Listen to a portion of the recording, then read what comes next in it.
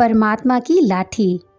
दोस्तों, एक बार बरसात जोरों से हो रही थी और इस भारी बरसात में एक साधु अपनी मस्ती में राधे राधे करते हुए चले जा रहा था। कुछ दूर चलने के बाद साधु ने एक मिठाई की दुकान देखी। साधु ने देखा कि मिठाई की दुकान पर एक कढ़ाई में दूध उबाला जा रहा था तो दूसरी कढ़ाई में गर्मा गर्म जलेबी।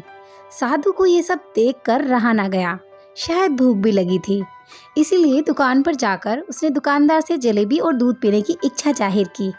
दुकानदार भी नेक था, इसलिए एक दोने में जलेबी और एक गिलास दूध पीने के लिए दे दिया।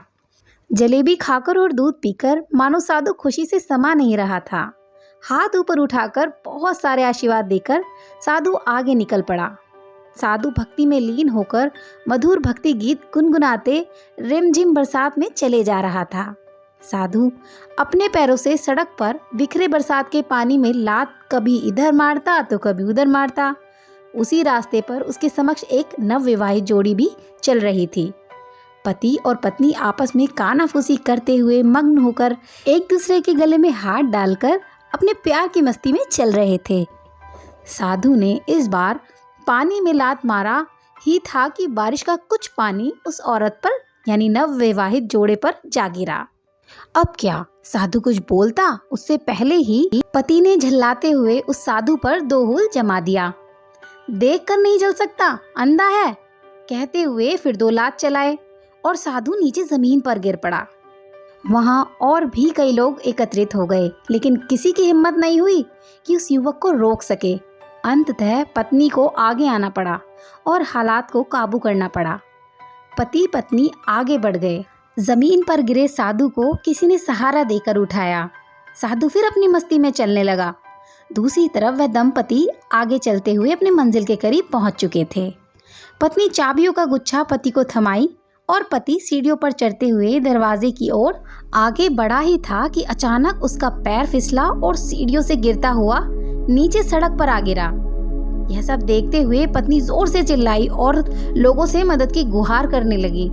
पत्नी की आवाज सुनकर आसपास के लोग इकट्ठे हो गए, लेकिन पति को बचा नहीं पाए और उसकी मृत्यु हो गई। पूरा मोहल्ला गर्मा गर्म हो गया। पत्नी अंधेर होकर गिर गई और पति के वियोग में जोर जोर से विलाप करने लगी। तभी वहाँ से साधु भी गुजर रहा था। जैसे ही लोगों ने साधु को देखा तो आपस में कहने लगे कि जरूर इस साधु का श्राप था, तभी तो यह युवक मरा, वरना क्या कोई सीढ़ी पर गिरने से मरता है। लोगों ने तुरंत साधु को रोका और कहा कि तुम कैसे भक्त हो, थोड़ी सी बात पर इस युवक को श्राप दे दिया और यह मर गया। लोगों की बातें सुनकर साधु स्तब्ध रहा और लोगों से हाथ जोड़कर कहने लगा कि मैंने उस युवक को कोई श्राप नहीं दिया।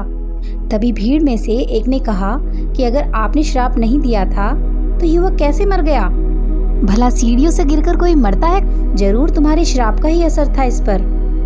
साधु ने तभी अगला सवाल वहाँ खड़े लोगों से किया, मेरे पैरों से जो बरसात का पानी उछला था, क्या उसने युवक के कपड़ों को दागी किया था?